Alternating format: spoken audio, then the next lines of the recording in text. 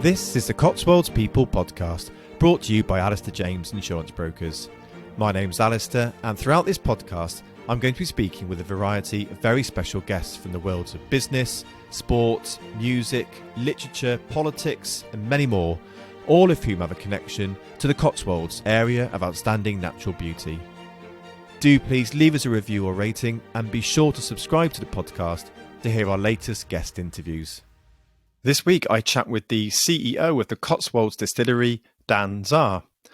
The distillery itself is located in Shipton-on-Stour, and it places its whisky production at the heart of everything it does at the distillery, using barley that has been grown only here in the Cotswolds. The distillery also produces its own Cotswolds dry gin, but it is the whisky and the distillery's commitment to using locally sourced produce, which, as you'll hear, is something Dan is particularly proud of. All of our whiskey is made using locally grown, Cotswolds grown barley, which is very different to what you might find up in Scotland, where people will rather quickly tell you on a tour where their malt comes from, as in the maltster who malted it.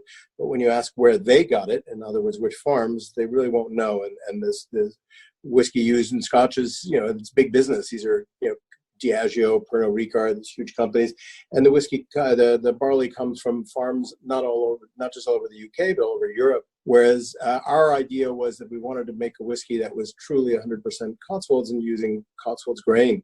The problem with that is it's very contingent on Cotswolds weather. For example, last year was all right. The year before was really horrible, actually, and it was difficult. Luckily, our farm and the farmer that we work with did a good job, and he got his crop in at the right time. And so the 18 harvest was okay, although very expensive because it was one of the only ones who had a decent harvest. 19 was much better, and we'll see what 20 is like. But we use it's a fifth generation farming family called the Greens that farm they're tenant farmers on the Blenheim estate. So they're in Coombe, so about 5 minutes out of Woodstock, if you know Woodstock, so it truly is Cotswolds grown barley, which is very nice.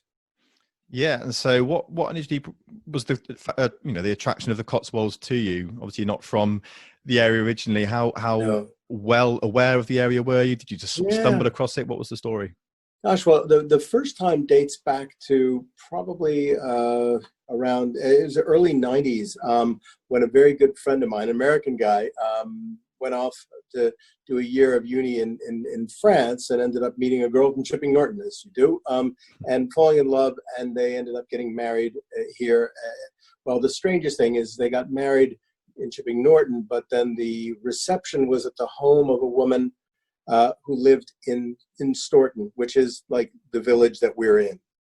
And so I was standing, was that 25 years ago, probably about 300-400 meters away from where the distillery is.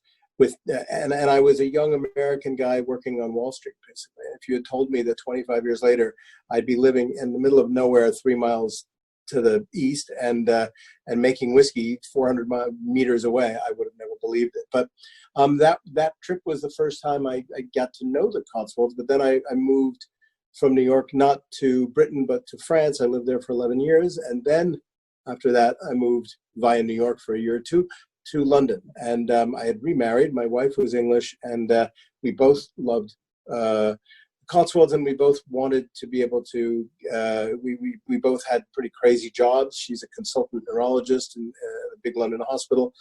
And we really wanted to spend weekends in nature, basically in a more natural setting, and get out of London. So we found a beautiful, really isolated sort of barn conversion on 2 acres of land surrounded by 600 acres of farm that we don't own.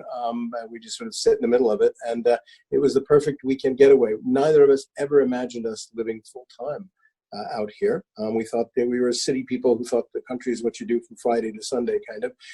But we just slowly fell more and more under its charms. And really and Sunday nights got to be very depressing, sort of to have to go back into the city, into town, and wait 5 days to get back out here. We just wanted to live more of our lives out here.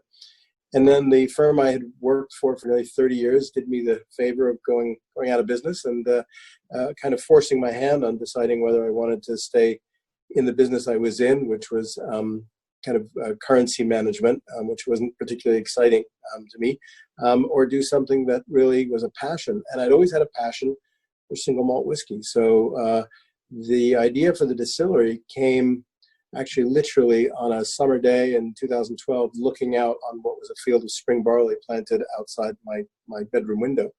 And just the idea of putting together two things I love, which is whiskey and the Cotswolds. And I thought, with all this barley growing here, why hasn't anyone ever made any whiskey?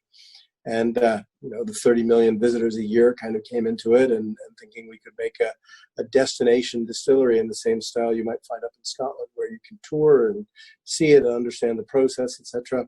That's how it all started. Brilliant. Okay. I mean, I was going to say, actually, I've got it was my 40th, literally about a month ago, and I was given a voucher for the tour and tasting. But obviously at the moment, obviously I can't come and see you. So I'm looking forward to when we can. So, but yeah, so from setting it, you mentioned 2012, the process of saying, right, I'm going to do it, to actually happening in terms of getting it all started, how big a process is that?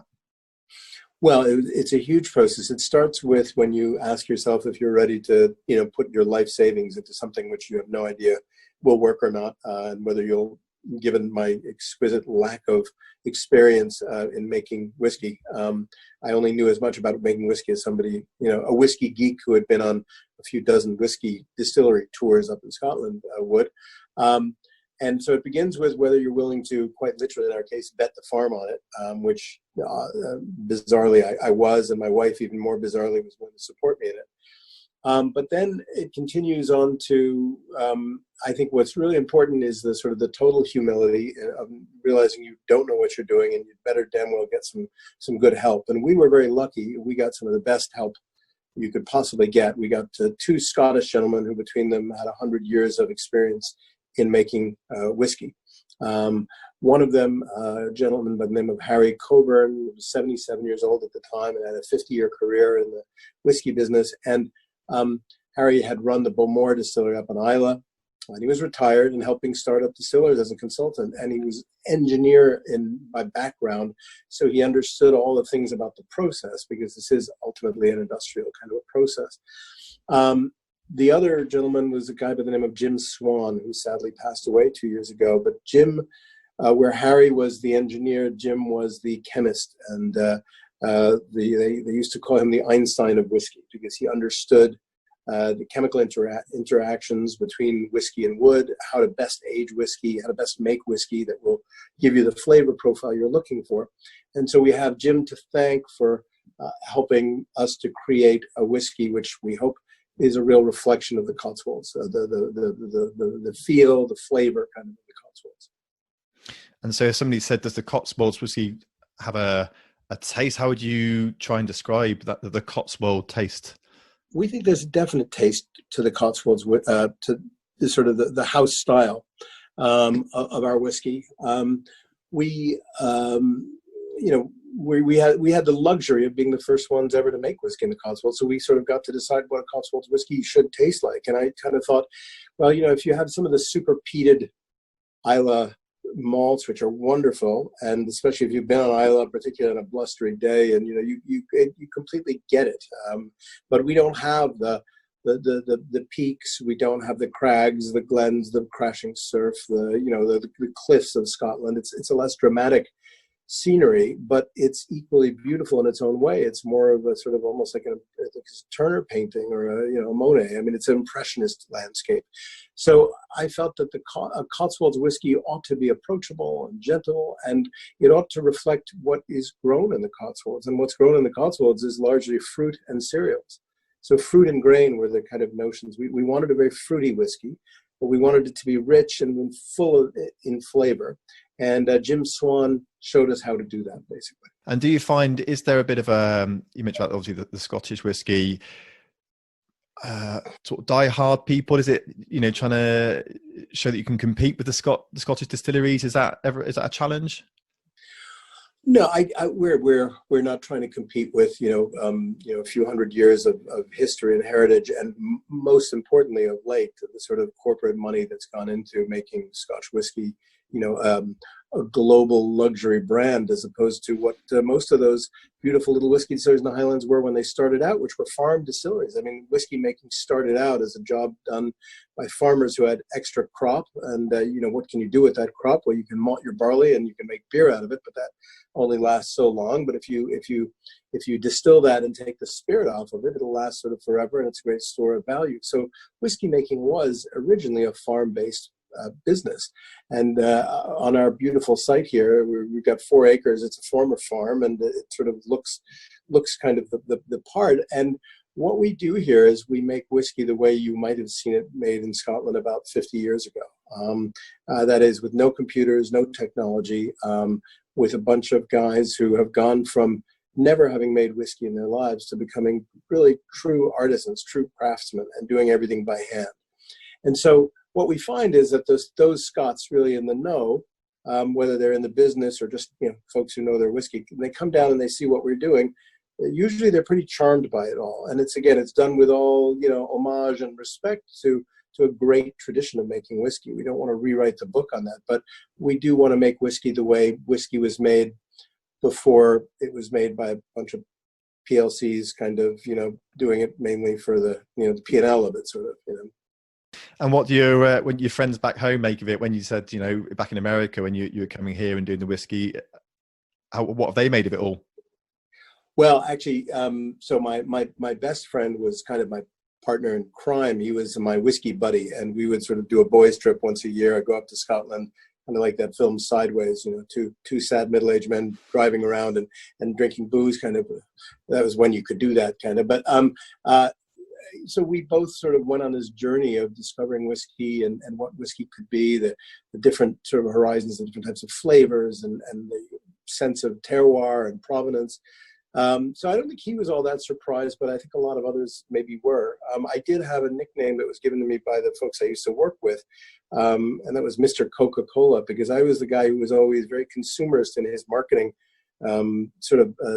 strategy for something that wasn't very interesting. It was an algorithmic currency trading system, but I guess I always related better to things on an emotional level. So for me, this is sort of the best you could ask for, because I can be out there communicating the values of something that I really believe in and I really love. And thankfully, even when no one's looking at night, and I go and grab a little dram after dinner, and I got about 200 bottles, I can pretty much drink what I want. I'm always going for hours, because I'm actually making a whiskey that I would want to drink, which is what I dreamed of being able to do. Well, I was going to ask that when you set up, did you say, this is the taste I want and I'm going to produce it? How much of it is that, and how much is you looking at the market and tailoring it towards that? Was it very much, it sounds like you were very focused. It's a Cotswolds whiskey, and that's how it's going to be. Well, I'd love to say that I looked at the market, and traditionally that's what you do when you launch a consumer brand, is you do a market analysis and and all this kind of stuff, and this was all stuff I didn't know how to do. In fact, actually, I tell people I didn't know I was going in the drinks business, which to be an entrepreneur, it takes a rare combination, I think, of courage and complete ignorance. And I just wanted to make a whiskey that I would be proud of and that I would want to drink. And that's harder than it sounds, because I had visited a lot of craft distilleries in the States. Craft distilling, kind of small-scale distilling, took off about 10 years earlier in the States than it did in the UK. And I went around and visited a lot of them, and they had great stories and great looks and great people, really interesting, really wonderful. And then you would taste the whiskey, and it was just like, no, I wouldn't, and it goes on the back of the shelf and you never touch it again. And that's really what I wanted, to make something that I would actually really want to drink. And I think I don't have a strange palate or a very unique palate. I think what I like, most people sort of like, and we've managed to do that. We didn't know that in the beginning, though. That's the thing.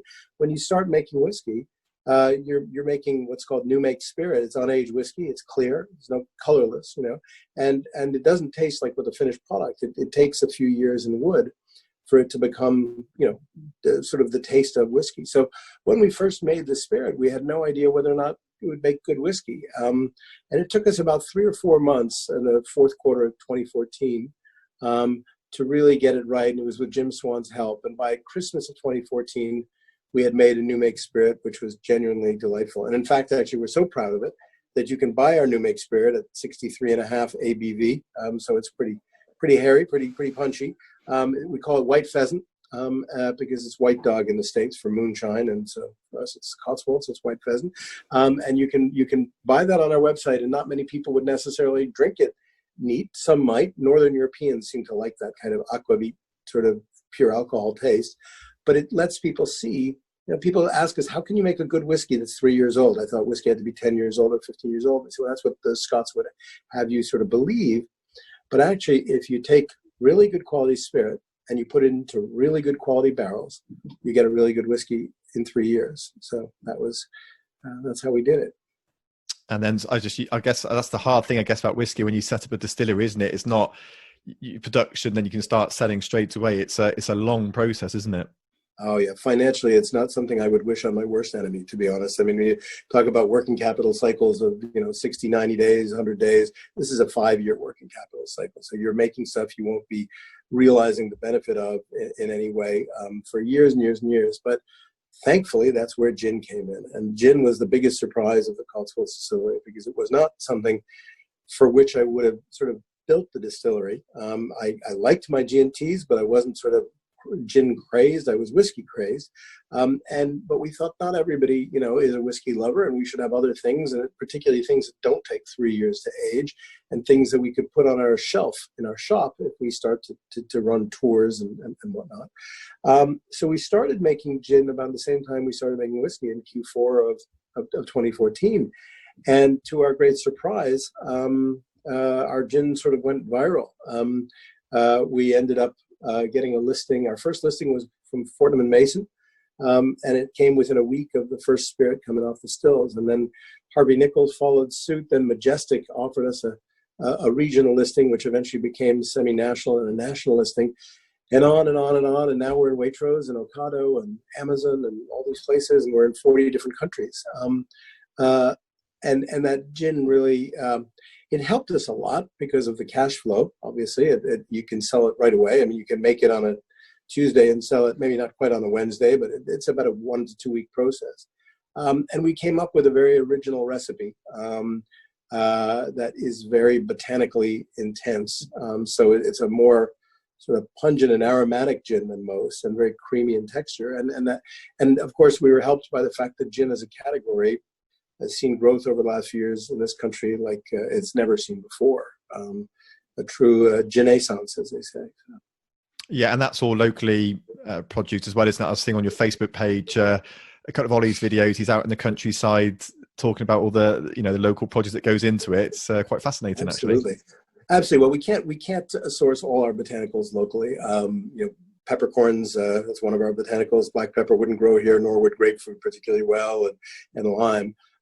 But there is one of the 9 botanicals in our gin is as local as you can get, and it's Cotswold lavender, which comes from the beautiful Cotswold lavender farm on Snow's Hill, just above Broadway, and incredible place to go, particularly in a few weeks. They'll be harvesting usually at the end of July, and really worth a visit. It sort of feels like you're in the south of France, but you're actually up on the high wold, sort of right above Broadway. So we get our lavender from Snow's Hill, and then otherwise everything is made at the distillery in some very small batches.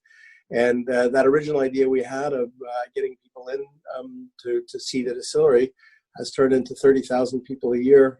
So we run 3 tours every day, 7 days a week, and they're all pretty much booked up. That was pre-coronavirus, and we'll have to sort of start that up again very slowly, as and when that it sort of is safe.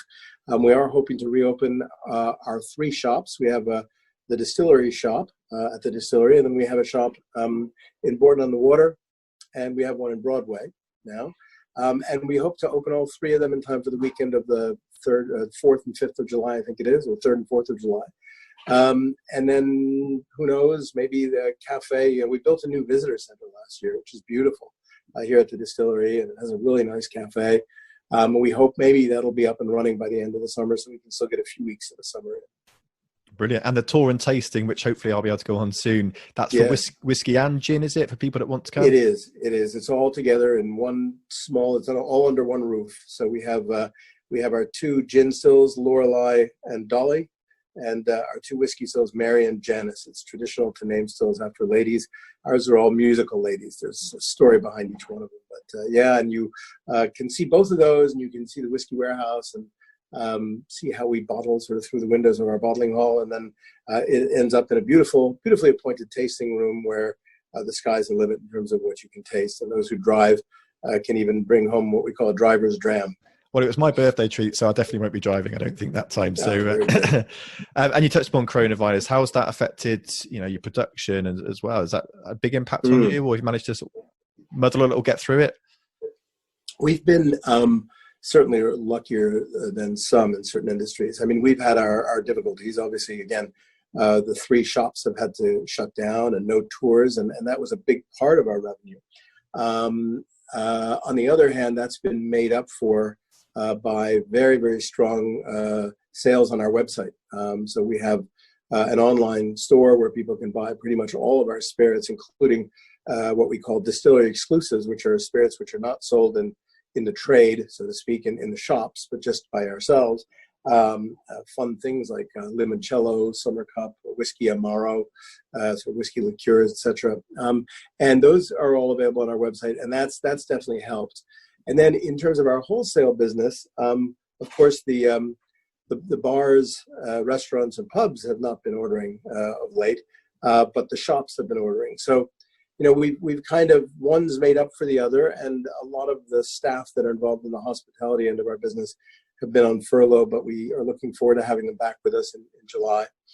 And everybody we've continued to make whiskey and gin and bottle. So our production's been going on, and everyone who's been non-essential has been, sort of non-essential to production, I should say, has been working from home. So basically all of our sales, marketing, and admin have been from home, and that's worked very well. But I will say, I'm actually speaking to you from the distillery. I nipped in here for a meeting a few minutes ago. I only live 3 miles away, and it's really nice to be back here. Yeah, I bet it is. I think everyone's feeling that now, aren't they? I know see a lot of businesses getting back to trying to get back to some sort of normal if they can. So, exactly. And on the whiskey, I mean, from my own industry, obviously working in insurance, whiskey is one of those areas, certainly for collectors, where the value is going up a lot actually lately, as people having revalued, etc. What do you think the reason is for that? Does it seem to be a global increase, not just in England and Scotland? That seems across the world. Why do you think the reason for that is? Well, I think it's that it's the same as you would have for any sort of luxury item which is limited in supply, and it's quite collectible. It's become quite a thing over the last 20 years to collect whiskeys. It's something which one can have as an investment, but one can also offer one's friends as well. Very often people will what's the saying? You buy 3 bottles, one to drink, one to collect, and one to share with friends. But I have never really been personally that sort of whiskey fan. I kind of have always felt that an unopened bottle of whiskey is a bit of a sad thing. It's meant to be enjoyed. So the rare expensive bottle that I've had has not lasted very long, because if it's good, then eventually it comes out for company, the good company, the ones you want to offer the people who appreciate it. We've always felt that it's important to keep a very sort of affordable pricing strategy. You'll see a lot of new whiskeys coming out which are over £100, which we just feel for a young whiskey is. I understand the financial difficulties that new whiskey makers have and why they would price it that way, but I think it's really important to keep both your flavor profile and your price approachable. So that's what we believe in, and unfortunately, we're still pre-profit, as they say. It takes a good 10 years really to turn a profit in whiskey. It's a long-term business. So yours truly won't be buying any of those expensive whiskey bottles anytime soon. But I'm very happy that I have a good supply of my own to drink. So. Well, exactly, yeah, and celebrating when it does all get back to normal, no doubt. But it sounds like you're very much in it for the long game, I suppose. Yeah. So, so when you get to that 10 years, is that the sort of mark where people, the 10-year whiskey, is that seen as the, when that gets finally released, that's when people start to come a bit more maybe? Or, you say the 3 years, still people consider it very new, don't they? Whereas 10 years is that sort of milestone people want to get to? Well, to be honest, I don't think that's going to really be the case with us because, because we are such a believer that age is a bit of a misnomer and a marketing tool, and that you can have 10-year-old or 15-year-old whiskeys that, you like less, that you fancy less than a 3-year-old whiskey. We've decided it would be disingenuous, even if we were at 10 years, to be sort of really flaunting a number, which is frankly a number that's much easier for those who've been around for 100 years to throw out there. Even though their production techniques might not necessarily be as quality focused as ours. So our whiskey is what they call NAS, non-age, no age statement. But it's very clear for everybody to see because it says on the bottom, on every bottle established 2014 when we got started. So we're not sort of trying to pull the wool over anyone's eyes, but we do think that it's just what's going to create the bigger demand sort of for our whiskey is a greater number of people being exploratory in their whiskey tasting, looking for new things, looking for different things. There's a whole category which is growing quite fast called world whiskey. And that's basically whiskey not made in the traditional places like Scotland, Ireland, Kentucky. It's whiskey that might be made in Taiwan. There's a great whiskey distillery in Taiwan. Japanese whiskey now is actually an established thing. There's, I think, over 20 whiskey distilleries in Tasmania and Australia. There's great single malt being made in Netherlands and France and Denmark and Sweden, you name it. And that's a group that we're very conscious of sort of wanting to be a part of. But what's even more exciting is that they're actually, English whiskey is going to become a thing. It's not something I knew or expected when I built this.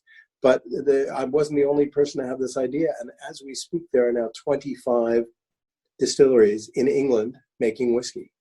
And at that size, you have a category, and we actually, one of the nice things about this business is, we may compete a bit on the shelves, but actually we're quite close to one another, distillers. We're talking about actually creating an English whiskey sort of guild or association. To work in common and in conjunction with one another to promote the category of English whiskey. So I think that rather than it being a defined timeline, it's going to be once, this past year we had, I think, 2 or 3 new English whiskeys released, one from the Lake District, one from a distillery in London, one from Yorkshire. And I think that the more and more you see that, the more and more people will be drawn to experiment and try English whiskey, which is great. We love that. I really enjoyed chatting with Dan there, and I actually can't wait now to visit the distillery and enjoy tasting some of their spirits. And I think the fact that they're produced all from locally sourced ingredients here in the Cotswolds is fantastic. If you've enjoyed listening, do please leave us a review or rating and be sure to subscribe to be first to hear our latest episodes. This podcast was brought to you by Alastair James Insurance Brokers of Cheltenham. We provide personal insurance for high-value homes and contents, including fine art, collectibles, jewellery and watches, and for commercial insurance, a variety of sectors including commercial property, liability and construction.